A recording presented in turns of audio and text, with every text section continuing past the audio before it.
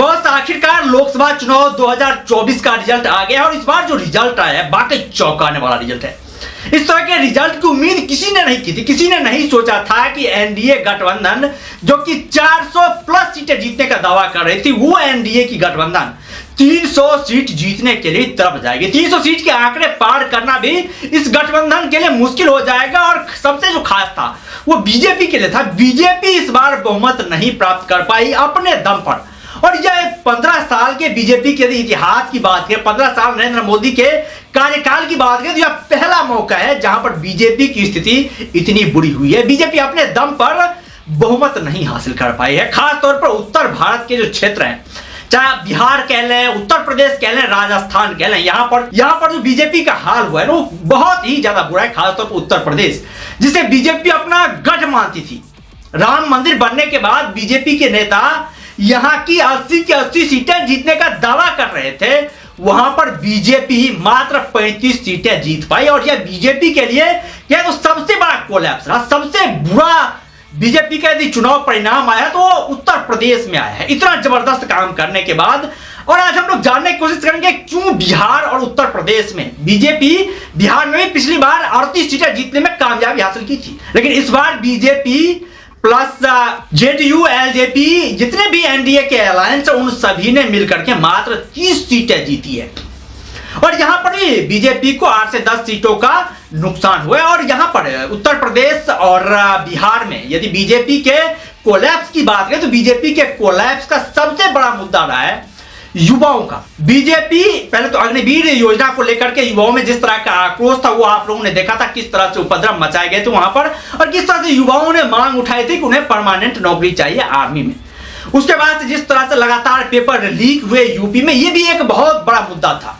और यहां पर भी युवाओं ने बढ़ चढ़कर बीजेपी के खिलाफ आंदोलन में भाग लिया और बीजेपी के अगेंस्ट वोटिंग करी। और यह भी एक बहुत बड़ा मुद्दा था। और इसी को लेकर शायद बीजेपी की जो राम मंदिर की वोटिंग थी वो काम नहीं आई। राम मंदिर का मुद्दा बीजेपी के लिए चल नहीं पाया और ये एक बहुत बड़ा मुद्दा था, पेपर लीक होना और अग्निवीर योजना। इस दोनों का बहुत बड़ा नुकसान झेलना पड़ा है बीजेपी को। वहीं पर राजस्थान, जहां पर बीजेपी हाल फिलहाल में विधानसभा चुनाव जीत करके परचम लहराई थी। कांग्रेस पहले विधानसभा में मेजोरिटी में थी, वहां पर कांग्रेस को हराते हुए बीजेपी ने जीत हासिल करी थी, अपनी सरकार बनाई थी। लेकिन अभी चुनाव के कुछ ही महीने हुए हैं, लेकिन जिस तरह से लोगों का रुझान बदला है वो काफी चौंकाने वाला रहा है। राजस्थान की 25 सीटें, जिसपे कि बीजेपी पिछले बार 25 की 25 सीटें जीती थी, इस बार हालत देखिए क्या हुआ है। बीजेपी मात्र 14 सीटें जीत पाई, वहीं पर कांग्रेस ने 8 सीटों पर जीत हासिल करी है। वहीं पर बीजेपी के लिए सबसे बड़ा जीत रहा है वो रहा मध्य प्रदेश में। मध्य प्रदेश में बीजेपी ने क्लीन चिट करी है, पूरी की पूरी सीटें बीजेपी ने जीती है। गुजरात में बीजेपी का अच्छा परफॉर्मेंस रहा, वहां पर बीजेपी ने क्लीन स्वीप करी है, 26 की 26 सीटें बीजेपी ने जीती है। हिमाचल प्रदेश में बीजेपी का काफी जबरदस्त परफॉर्मेंस रहा, वहां पर बीजेपी ने क्लीन स्वीप करी है। उसके बाद से केरल में भी इस बार बीजेपी का खाता खुला है। और ये बीजेपी के लिए कुछ जो जगह थी जहां पर बीजेपी के लिए सीटें नहीं मिल पा रही थी, वहां पर बीजेपी के लिए अच्छा परफॉर्मेंस होता हुआ दिखाई दे रहा है। उड़ीसा में बीजेपी ने काफी जबरदस्त परफॉर्मेंस किया है। तो कुछ जगह है जहां पर बीजेपी ने काफी जबरदस्त परफॉर्मेंस किया है, लेकिन बीजेपी जहां मेजोरिटी में थी, जहां बीजेपी को वोट ज्यादा मिल रहे थे, वहां पर वोटर बीजेपी से नाराज दिखे। और इसमें सबसे बड़ी नाराजगी युवा वर्गों में, खासतौर पर जिस तरह से पेपर लीक के मामले हुए और ये जो सरकारी नौकरी का मुद्दा रहा, ये कहीं न कहीं बीजेपी के लिए बहुत बड़ा माइनस पॉइंट साबित हुआ है। फिर भी गुरु जीत होती है, 1 रन से जीते या फिर 50 रन से जीते, जीत तो आखिरकार जीत ही होती है। एनडीए गठबंधन ने शानदार परफॉर्मेंस करते हुए 292 सीटें जीती है, जबकि सरकार बनाने के लिए 272 सीटें चाहिए। तो यहाँ पर जो नरेंद्र मोदी की सरकार है वो सकुशल बनती हुई दिखाई दे रही है। और कांग्रेस ने चाहे कितना भी जोर लगा लिया, कितने भी बड़े पार्टियों के साथ गठबंधन कर दिया, लेकिन बीजेपी को हराने में उन्होंने कामयाबी नहीं पाई।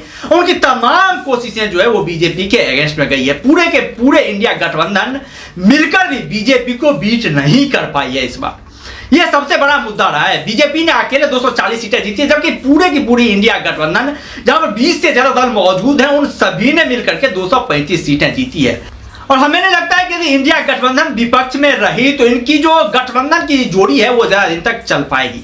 बहुत ज्यादा दिन तक चलने वाली है नहीं और बहुत जल्द बिखरने वाली है। लेकिन एनडीए गठबंधन की बात करें तो यहाँ पर बीजेपी मेजोरिटी में है और बीजेपी के पास पावर है। हालांकि यहाँ पर भी एक तो बगावत वाली पार्टियां हैं, जैसे कि हम जेडीयू की बात करते हैं, जेडीयू ने कई बार दल बदल किया है और जिस तरह से ये दल बदल करते हैं नीतीश यादव, उससे तो एक कहीं ना कहीं बीजेपी के मन में डर जरूर होगा। विपक्ष चंद्रबाबू नायडू से भी बीजेपी को कहीं ना कहीं खतरा है और ये दोनों नेता एक ऐसे रोल में इस समय नजर आ रहे हैं जहां पर बीजेपी के पार्टी के बड़े बड़े नेता तो इसके संपर्क में है ही, वहीं पर विपक्षी दल के जो बड़े बड़े नेता हैं वो भी इनके संपर्क में है लगातार है, क्योंकि ये दोनों काफी हद तक यदि बीजेपी से नाराज हो जाए तो बीजेपी की सरकार गिराने में कामयाबी हासिल कर सकते। वैसे बॉस, आप लोगों का क्या कहना है एनडीए की शानदार जीत पर, इंडिया गठबंधन के इस शानदार परफॉर्मेंस पर? आपको क्या लगता है, क्या नरेंद्र मोदी अपने तीसरे कार्यकाल को सफलतापूर्वक पूरा कर पाएंगे या फिर एक बार फिर से तोड़ मरोड़ की जो राजनीति है वो आप लोगों को देखने को मिलेगी भारतीय राजनीति में? आप लोग अपना राय कमेंट बॉक्स में जरूर लिखें और यदि चैनल पर नए हैं तो चैनल को जरूर सब्सक्राइब करें ताकि आने वाले वीडियोज की लेटेस्ट नोटिफिकेशन आप लोगों तक पहुंचती रहे। बाद बाकी फिर मिलते हैं एक नए वीडियो के साथ, एक दमदार वीडियो के साथ। तब तक आप लोगों के लिए